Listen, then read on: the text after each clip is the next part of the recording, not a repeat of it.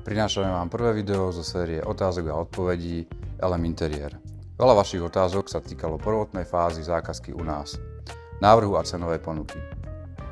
Zaujímali ste sa o dĺžku prípravy cenovej ponuky, spôsob výpočtu ceny, doplatky k cene alebo príplatky za atypické riešenia.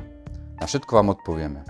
Najprv by sme vám chceli objasniť, akým spôsobom LM Interiér postupujeme pri návrhu interiéru a tvorbe cenovej ponuky. Na to sme sa opýtali Ildy, našej obchodníčky. Na obchodnom oddelení robíme návrhy interiérov pre našich zákazníkov a tiež cenové ponuky, ktoré robíme aj pre architektov a interiérových dizajnérov podľa ich požiadaviek a návrhov.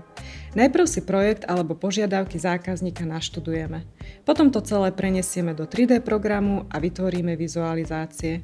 Zostavy a detaily navrhujeme tak, aby boli konštrukčne správne, technicky vyrobiteľné, ale aj vizuálne zaujímavé, čisté a nerušivé. Ak návrh vyžaduje diely, ktoré dodávame do interiéru v subdodávke, posielame dopyty na tieto komponenty našim obchodným partnerom. Sú to napríklad kovové konštrukcie, zrkadlá, sklá, čalúnené prvky, drezy a batérie. Cenová ponuka zahŕňa cenu aj za výrobu nábytku na dielni, dovoz a montáž. Teraz prejdeme k 3 najčastejším otázkam, na ktoré vám opäť odpovie Ildy. Ako dlho trvá návrh interiéru? Za akú dobu nám viete pripraviť cenovú ponuku? Menšie projekty ako kuchyňa alebo obývačka naceňujeme zvyčajne od 1 do 2 týždňov od stretnutia so zákazníkom. Príprava cenovej ponuky nábytku pre celý dom môže trvať 2 až 3 týždne.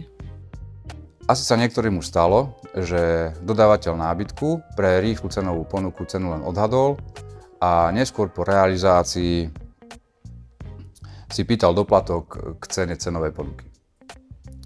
Pýtali ste sa nás, je u vás cena nejak odhadovaná a potom sa dopláca cena reálnej realizácie?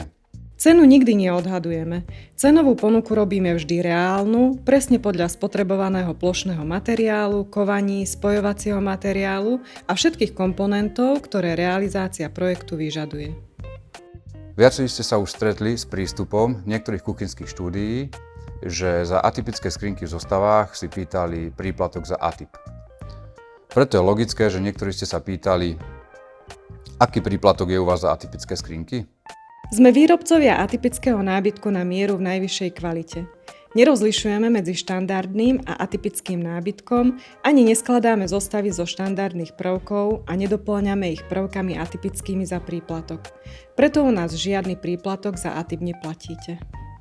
V ďalšej časti videí o otázkach a odpovediach vám zodpovieme otázky z oblasti technickej prípravy výroby. Sledujte nás.